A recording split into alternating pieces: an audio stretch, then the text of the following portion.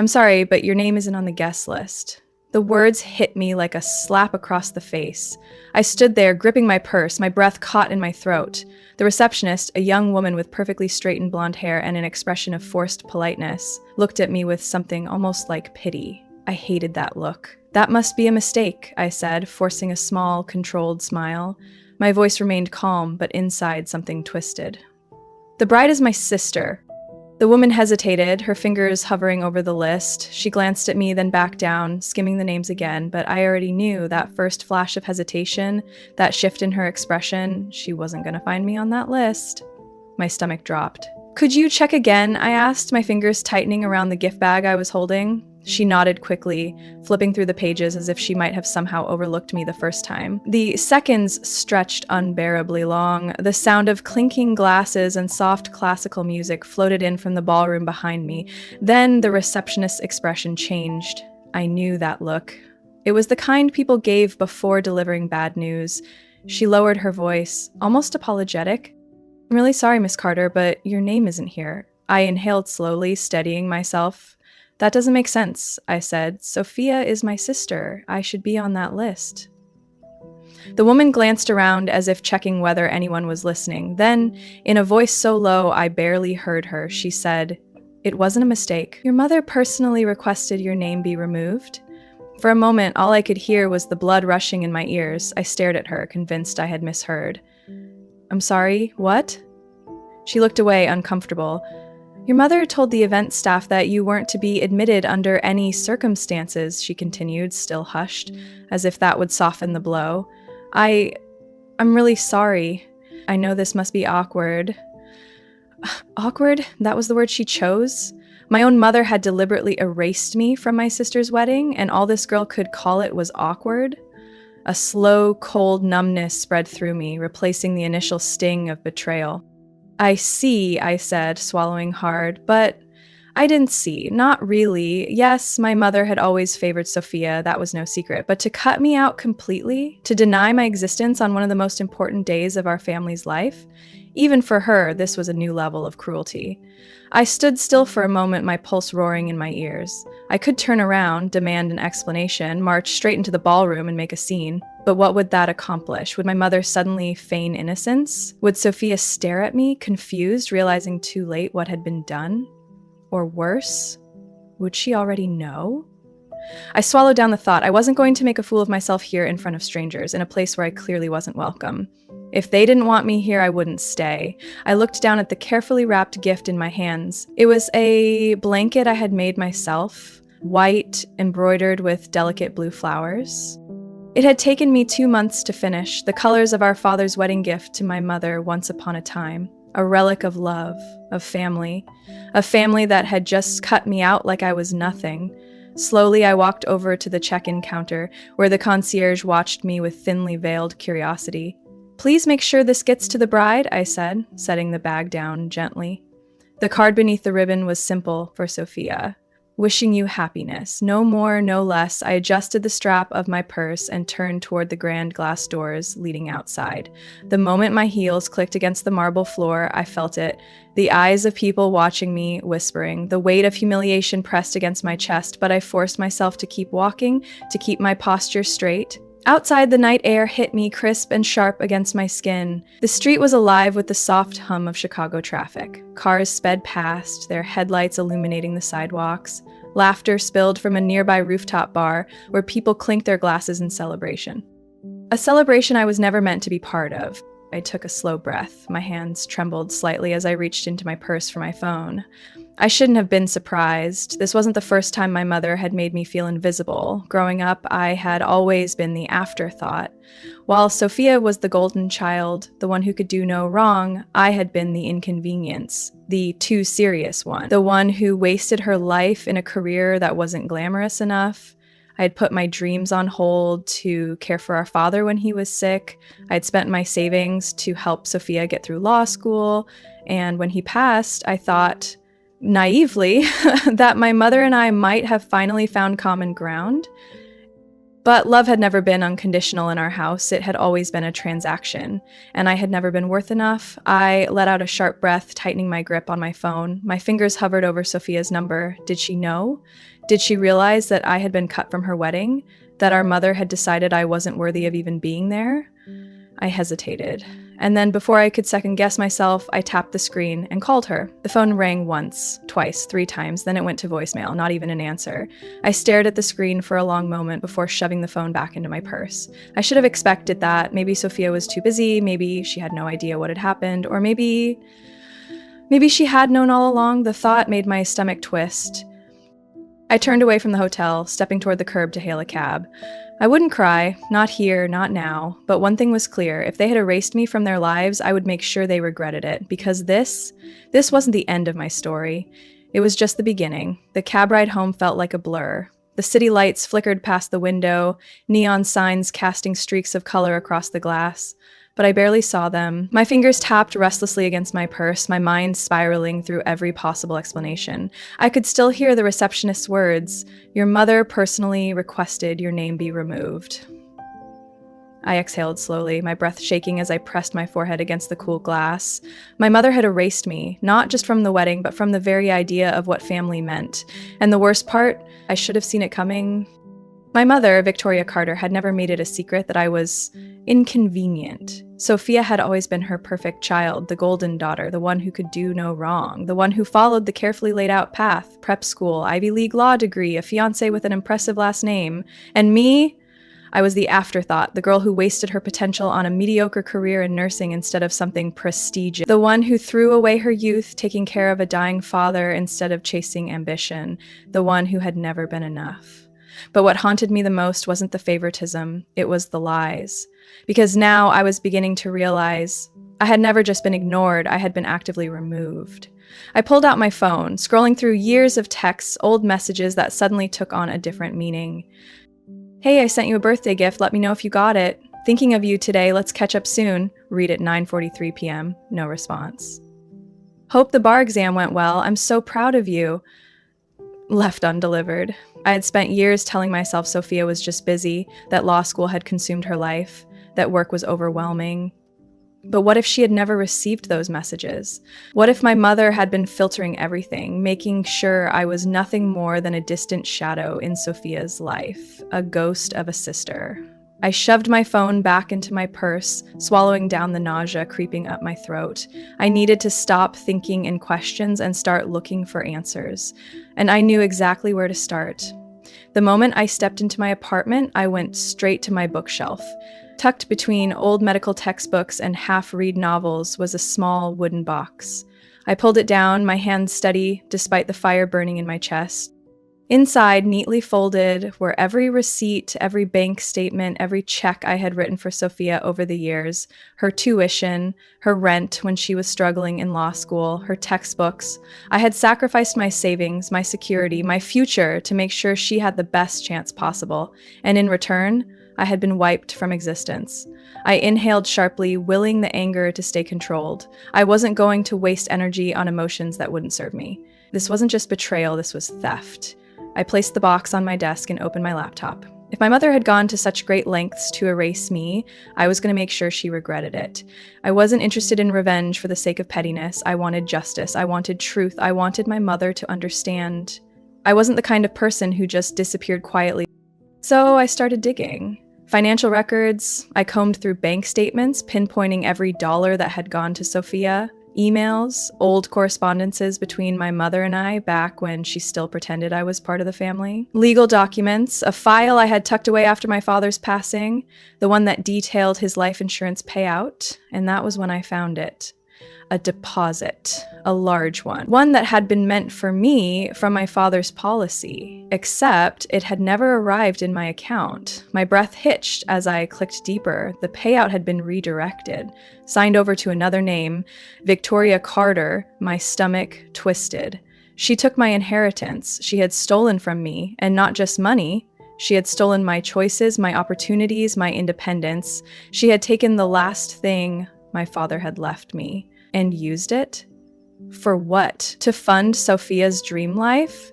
to maintain the pristine image of a perfect Carter family.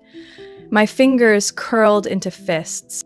I had spent years feeling guilty, thinking I had chosen this life, believing I had willingly sacrificed myself for Sophia, but now I realized I had never even been given a choice. I didn't sleep that night. Instead, I kept digging. I called my bank. I pulled up credit reports. I contacted an old accountant my father had trusted. And piece by piece, the full picture began to emerge. The life insurance payout meant for me redirected. The college fund I had contributed to for Sophia drained without my knowledge. The birthday gifts, the letters, the messages I sent Sophia intercepted, never delivered. Victoria Carter had spent years ensuring I was nothing more than a footnote in our family's history.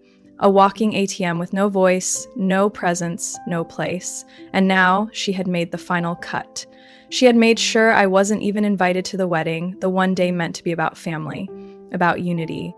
She had erased me, but what she didn't know, I had just found the proof to destroy the perfect little narrative she built.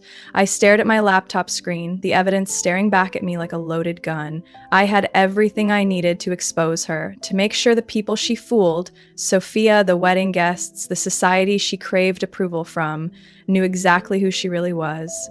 I could burn her entire world down with a single email, but I wouldn't rush it. No, she had spent years crafting her lies. I would take my time unraveling them, and when the moment was right, when she least expected it, I would make sure Victoria Carter knew exactly what it felt like to be erased, to be nothing. Because the one thing my mother had always underestimated, I don't disappear. I fight. I stared at my laptop screen, the glow of the financial records casting eerie shadows on my walls. Everything was there. Every wire transfer, every redirected deposit, every cent of my father's life insurance money that had been meant for me stolen by my own mother. Victoria Carter had spent years orchestrating my erasure, and now she was celebrating her final triumph. She thought she had won. She thought I had finally disappeared. But she was wrong. I had always known my mother was cold, but there was something particularly cruel about the way she carried herself in public. The way she wore perfection like a designer coat, carefully tailored for admiration. I didn't have to guess where she was now. The morning after the wedding, she would be having brunch at the Hanover Club, her favorite nest of high society gossip. For women like Victoria, reputation was everything. It was the air they breathed, the currency they used, the weapon they wielded against anyone who threatened their carefully curated image. And me? I had been the blemish she spent years trying to scrub away. I could already picture her there, flawless, in a cream-colored cashmere set, her pearls catching the morning light as she sipped imported tea, surrounded by her circle of admirers. Talking about Sophia's perfect wedding, talking about how relieved she was that it had gone off without a hitch, talking about how tragic it was that I had chosen not to attend. I clenched my jaw so hard it ached. Victoria had always been untouchable. She had built her throne out of lies, stolen money, and manipulation, but every throne had its cracks, and I was about to find hers.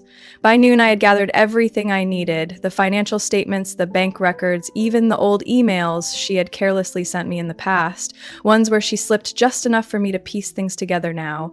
Wasn't going to burn her down in a fit of rage. That wasn't my style. I was going to make her feel safe first. And then I was going to pull the ground out from under her. I picked up my phone, and for the first time in months, I called my mother. She answered on the third ring, her voice smooth and controlled, like she had already rehearsed this conversation in her head. "Elena, I wasn't expecting to hear from you." Of course she wasn't. She thought she had cut me off for good. "I figured it was time we talked," I said, keeping my voice even. "I was hoping we could meet." A pause. Then the sound of her sipping her tea. "Meet? Whatever for?" "To clear the air." I let the words settle between us, dangling just enough uncertainty for her to latch onto. Victoria lived for control, but she also lived for winning, and she believed she had already won, so, predictably, she took the bait. "Fine," she said, voice as sharp as the edge of a knife. "Let's meet." I arrived first. The Hanover Club was exactly as I remembered, a museum of old money and quiet scandals, tucked behind crisp white tablecloths and overpriced champagne. When Victoria walked in, she was glowing. Everything about her posture screamed victory. "Elena," she said, sliding into the seat across from me with effortless grace. She didn't hug me. She didn't even fake it. "You look Well, she continued, though the smug flicker in her eyes told me she expected the opposite. She thought I would show up broken. I smiled instead. So do you, I lied. I let her bask in it for a moment, let her enjoy the illusion that she had won, that I was there to seek forgiveness, to make peace on her terms. I let her believe it for exactly 5 minutes, and then I shattered it. You know, I said, setting my phone on the table, I never actually believed you would cut me out completely. Victoria raised a brow, sipping her tea. You cut yourself out, darling. You always insisted on being difficult.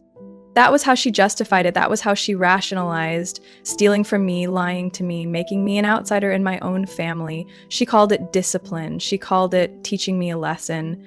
But I knew the truth now. I reached into my purse, pulling out a single sheet of paper. I slid it across the table. Her face didn't change at first, not until she glanced down, not until she saw what it was. A copy of the redirected life insurance payout, the one meant for me. The color drained from her face. I tilted my head, watching the way she stiffened, the way her fingers curled slightly around her cup as if she could squeeze her composure back into place. That money was supposed to be mine. My voice was quiet but firm. Dad wanted me to have it. She didn't speak, not right away, but I saw the moment her arrogance flickered. I did what was best for the family, she finally said, but the confidence in her voice was slipping. No, I corrected, leaning in slightly. You did what was best for you. For the first time, I saw something rare. Fear. Not fear of me, fear of losing control, because she knew I had the power to ruin her. I'm not here to argue, Mother, I said, watching her carefully. I'm here to give you a choice. She scoffed, the mask slipping back into place. A choice? Yes, I said smoothly. Either you fix what you broke, or I will. I let that settle, let her process the weight of it. Because I wasn't bluffing, I had proof. I had everything I needed to ensure that every single person in her pristine little social circle knew exactly what kind of woman she was. She could try to fight me. She could try to spin another lie. But she knew deep down that this time she wouldn't win. Her kingdom was built on sand, and I was about to make it collapse. Her fingers trembled slightly as she reached for her tea. She masked it well, but I caught it. I caught the moment Victoria Carter realized she was no longer in control. Fine, she finally said, her voice thin and clipped. What do you want? I smiled. Now we were getting somewhere. Victoria Carter had spent her entire life controlling narratives, spinning lies so seamlessly that people swallowed them whole. She believed that power was permanent, that reputation was unshakable, that the truth was just a story she could rewrite. She was wrong, and today she was going to learn exactly how wrong. She stared at me from across the table, her perfectly manicured fingers gripping the edge of the document I had just handed her. The redirected life insurance payout, the money my father had left for me but had somehow ended up in her account instead. Victoria's expression was unreadable, but I knew her tells. The slight tension in her jaw, the measured inhale as she tried to slow her breathing. She was calculating, trying to decide whether to deny it, to manipulate her way out. I let the silence stretch, let her drown in it. Then she set the paper down, folded her hands neatly over it, and smiled, a cold, practiced thing. You're being dramatic, Elena. A slow laugh bubbled up my throat. I hadn't expected her to fold immediately, but gaslighting me in the face of undeniable proof, that was bold. Dramatic? I repeated, tilting my head. Mom, you stole money that was legally mine. How exactly is that dramatic? She exhaled like she was dealing with a petulant child. I did what was necessary, she said smoothly. Your father left behind a mess. There were expenses, obligations. I did what was best for the family. No, you did what was best for you. She bristled, her polished demeanor cracking just a little. And let's be honest, I continued, leaning in slightly. You never once thought I'd find out, did you? Her lips parted, but no words came out. Because I was right. She had been so confident in my absence, in my silence. She had made sure I was nothing more than a shadow in this family, someone who wouldn't question, wouldn't fight back. She had never prepared for a version of me that fought back. So, she said, clearing her throat and forcing a smile, what exactly do you want? A familiar phrase, but this time it wasn't said with control, it was said with fear. I took my time answering, watching her squirm, letting her feel what it was like to be at someone else's mercy. I want my money, I said simply, every last cent. She scoffed. You can't possibly. I pulled out a second sheet of paper and slid it across the table, a legal demand letter from an attorney I had contacted the night before. It detailed exactly what had been taken, the documentation proving it, and the legal ramifications if the money wasn't returned. Her eyes flicked over the letter. Her face remained unreadable, but I saw the way her fingers trembled ever so slightly as she set it down. "You'd really do this?" she said, voice quieter now. "You left me no choice." A pause, a long, heavy silence where I saw the reality finally settle into her bones. This wasn't just a threat, it was a promise. She could fight me, she could try to delay the inevitable, but in the end she would lose. And for a woman like Victoria Carter, losing was the one thing she feared more than anything. Victoria didn't say yes that day. She didn't immediately agree, but I saw the war in her eyes, because this wasn't just about money. If this went public, if I pursued this legally, it wouldn't just cost her financially, it would destroy her reputation. And for someone like my mother, that was worth more than money. The next day, I got a text from Sophia. "Sophia, Mom's acting weird, keeps asking about you. What happened?" I stared at the message for a long time before answering. "Me. She finally got caught." A pause, then another text. "Sophia, what are you talking about?" "Me. Ask her." Because if there was one thing Victoria Carter had never prepared for, it was her perfect daughter finding out the truth. And that was a card I was ready to play. It only took 3 days for the cracks to become irreversible. 3 days before, Sophia showed up at my apartment, eyes blazing, demanding answers. 3 days before the walls Victoria had built came crashing down. "Tell me she's lying," Sophia said, gripping the printed financial statements I had handed her. Proof that every tuition payment, every gift from our mother had come from my stolen inheritance. "Tell me she didn't actually do this." I didn't say anything. I didn't have to, because she already knew the answer. I watched as understanding settled into her, a lifetime of lies unraveling in real time. "She always told me you just disappeared," Sophia whispered, her voice unsteady. "That you didn't care, that you were too busy for us." I clenched my jaw. "Yeah," I said, "and what do you believe now?" Her hands tightened around the papers. "I believe you." And just like that, Victoria lost her favorite daughter. Sophia was the one who confronted her. I didn't need to be there for it. I already knew how it would go. Victoria would deny, deflect, play the victim. But Sophia wasn't the same girl she had been a week ago. And the moment she looked our mother in the eye and said, "I know what you did," everything was over. Because Victoria Carter's power wasn't built on real strength. It was built on the belief that she was untouchable. And the moment that belief shattered, so did she. By the end of the week, I had my money back. Victoria had fought it. She had stalled, pleaded, even tried to offer me hush money in exchange for keeping the truth quiet. But I refused. Because this wasn't just about money. It was about making her pay. Not in dollars, but in the one thing she valued more than anything, her legacy. Because now, Sophia knew. And soon, so would everyone else. I didn't need to ruin her. She had done that herself. I wasn't naive enough to think Victoria would ever change. Women like her didn't change. They simply adapted. They found new ways to manipulate, new people to deceive. But this time, she had no one left. And as I watched Sophia pull away from her, as I saw the panic in my mother's eyes when she realized she had truly lost, I felt something I hadn't in years: relief.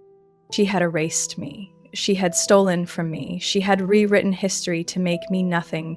But in the end, she was the one who became nothing. And me, I finally got to start over on my own terms, without her. Victoria Carter had spent a lifetime building an empire out of deception. She had controlled people, twisted narratives, and sculpted the perfect illusion of a mother, a widow, a woman of class. But the thing about illusions, they only work if no one looks too closely, and now, everyone was looking. The cracks in my mother's world didn't just widen, they shattered. It started small, a few whispers, side glances, unanswered invitations, but society had no tolerance for weakness, and my mother, once a pillar of high society perfection, was now something far worse. A scandal. Sophia had stopped returning her calls. The wedding guests had heard the rumors. The Hanover Club, where my mother had once been treated like royalty, had suddenly lost her reservation. She had spent decades cultivating power, but in the end it took less than a week to strip it all away. I should have felt triumphant, and yet, watching her lose everything piece by piece wasn't as satisfying as I'd imagined, because I realized something. She was already empty. She had spent so long trying to erase me, so long trying to manipulate Sophia, that she had nothing left once we were gone. No family, no power, no one left to fool. I had thought I wanted revenge, but what I really wanted was to finally be free. With my inheritance restored, I could have done anything. I could have left the city, disappeared from my family's history, the way my mother had always tried to make me. But I didn't. Instead, I rebuilt my life the way it should have been. I moved into a new apartment, one I didn't have to worry about affording. I left my draining hospital job and took a position at a private clinic where my work was actually valued. I traveled, I read, I lived. For the first time in my life, I was making choices for me, not out of obligation, not out of sacrifice, just because I could. My sister took longer to heal. I don't blame her. She had spent her entire life under my mother's thumb, believing in her version of the truth. It took time to unlearn the lies. But slowly, Sophia began to see my mother for who she really was. It was subtle at first, the way she hesitated before answering her calls, the way she stopped defending her. Then, one evening, Sophia showed up at my apartment. She stood in my doorway, hands stuffed into the pockets of her designer coat. "I can't believe I didn't see it sooner," she admitted, voice raw. I let her in, made coffee, and for the first time in years, we talked like sisters, not as two women pitted against each other, not as Victoria Carter's daughters, just as Elena and Sophia. I saw my mother one last time. It wasn't planned. I was walking through the city, one of those crisp fall mornings where everything smelled like coffee and burnt leaves. When I saw her, she was sitting outside a cafe, alone. The woman who had once been the center of every room, now just another forgotten socialite. She looked up, met my eyes. And for a brief second, I wondered what she would say, if she would apologize, if she would admit defeat. But she didn't. She simply lifted her cup, gave me a thin, hollow smile, and looked away. Because in the end, Victoria Carter never lost. Not in her mind. She simply adjusted, and I had already spent enough of my life trying to make her see me. So I turned and walked away, for good. It took me a long time to stop feeling the weight of her, to stop expecting her voice in my head telling me I wasn't enough. But the thing about reclaiming yourself, you don't wake up one day magically healed. It happens in small moments. It happens when you laugh at something stupid and realize you weren't doing it for someone else's approval. It happens when you book a trip just because you want to go and no one tells you it's a waste of time. It happens when you look in the mirror and finally recognize the person staring back. I didn't win because I destroyed my mother.